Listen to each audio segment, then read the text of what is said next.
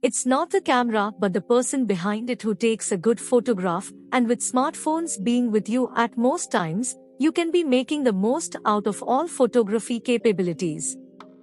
Realistically, you won't have a DSLR camera with you every time a photographic opportunity arises, but with these tips, you can make the most out of your smartphone camera and take professional-looking photos in no time.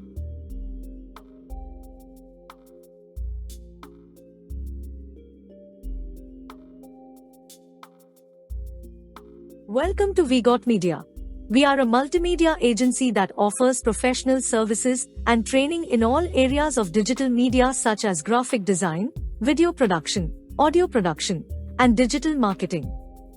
This channel is dedicated in providing free informational tips and easy tutorials on how to make digital content using various software in the digital media space.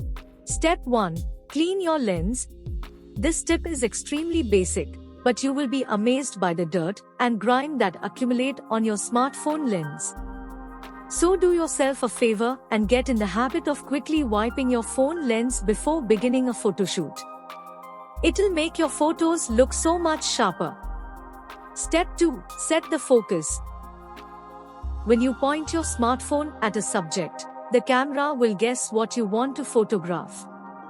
For instance, if it recognizes faces, it'll focus on the faces. If it recognizes a person, it'll focus on the person. This method of autofocusing can work well, especially if you're photographing a clear scene with an obvious main subject. But when the scene is more complex, you're photographing a bird surrounded by trees, for example, your smartphone may get the focusing wrong, and the shot will turn out blurry. Instead of letting your smartphone's algorithms determine your point of focus, simply tap on your subject, and then you'll get a sharp result. Step 3. Use lighting. Without lighting, there is no photography. It's for this reason that professional photographers are always chasing the right light or setting up their own when there isn't enough available lighting. The best lighting you can use for your mobile photos to look professional is natural lighting, like the sun.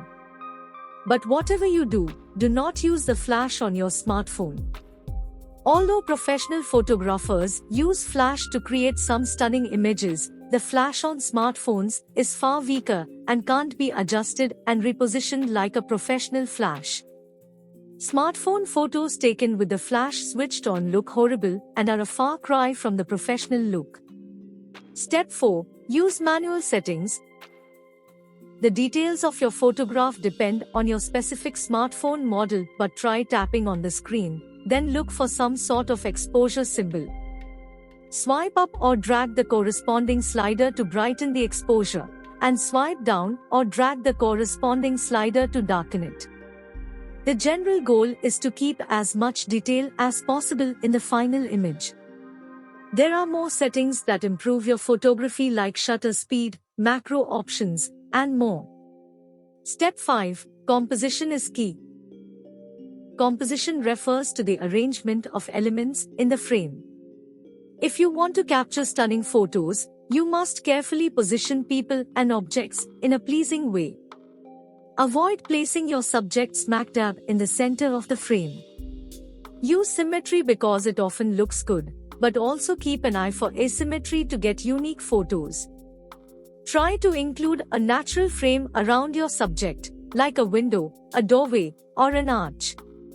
For the best compositions, use the rule of thirds, which encourages you to position key elements a third of the way into the image. Step 6. Using the rule of thirds. The rule of thirds is a composition guideline that places your subject in the left or right third of an image, leaving the other two thirds more open. While there are other forms of composition, the rule of thirds generally leads to compelling and well-composed shots. Step 7. Use leading lines. When you're shooting with your smartphone, look around for roads, buildings, or even furniture that can help lead the eye to the subject.